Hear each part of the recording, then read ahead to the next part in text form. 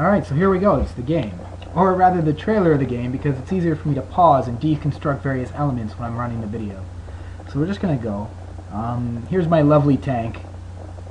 And, the first thing, there we go. These are the lovely particle effects. I use the particle shader from MSDN sample, and basically all is you got some lighter white particle emitters that are left behind, and they spawn and die. They give you a very nice sort of tank shot effect and the necessary explosion. You'll see here, oh, there are those voxels we were talking about. There's a much better shot here. See, so the only time the calculation is done is when the rocket goes and strikes it, and then bang, you've got the voxels. Now you saw before, the voxels were made out of wood, and so I had a darker wood finish on the outside and lighter on the inside. Here I just have the nice concrete barrier look on the outside and the charred, destroyed interior on the inside. So when someone breaks it open, you can see it from a distance. Also, if you look down here, we got the tank treads. Those are actually, the way I do that is exactly the same way you would do bullet holes in a video game. They're decals. They're 1x1 quads, and they just have a single texture on them, and they're overlaid, and they're in an array. This isn't the best way to do it. If I was actually going to make this as like a production game, I would make it so that I'd have a layer on this entire thing, and the layer would just be a bitmap saved in memory, and then you would render the bitmap. Okay, I'm pausing it here for something. You'll see. But what I would do is I would render it to a bitmap layer, and then constantly just be updating that bitmap, because right now I just have tons and tons of quads drawing down onto the plane. But the reason I did that was because this was just a limited time tech demo. I only had 3 weeks to do it, so in those 3 weekends I just had to come up with the fastest way possible. So this was faster. It's not very efficient, but it still looks good, so it's good enough for my little 5-minute demo.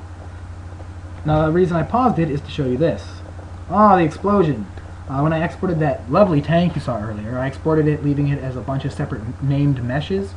That way, when I want to, I can just explode it and give each element, its own rudimentary physics, so they fall realistically. So I have the world's easiest explosion. Now, this is something I'm very proud of.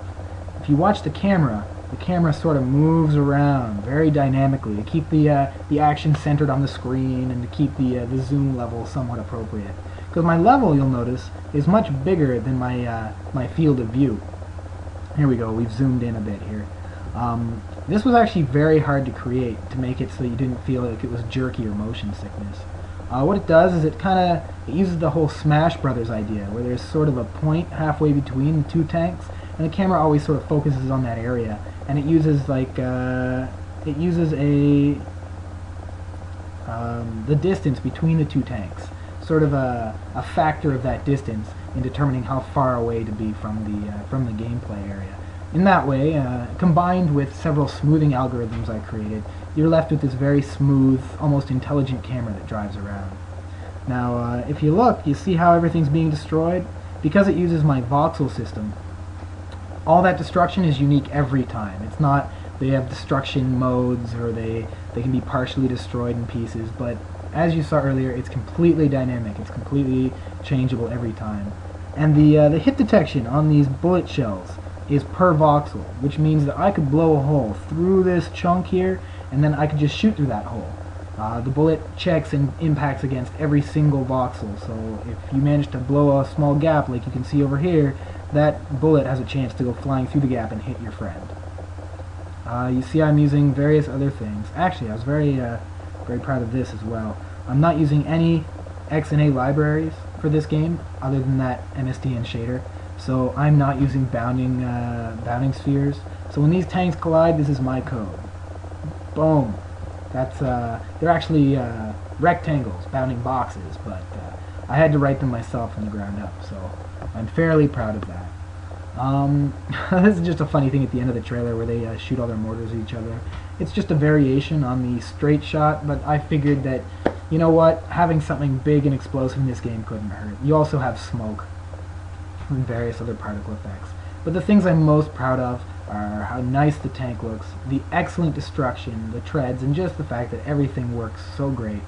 And I'm very happy with what I managed to accomplish in 2.5 weekends. So the game itself is pretty fun. You can download it from my website, www.metallicstudios.com. But otherwise, I hope you enjoyed this deconstruction in this trailer. If you have any questions, you can email me. My email's on my website. And I hope this gives you guys some great ideas for your games. Thanks for watching.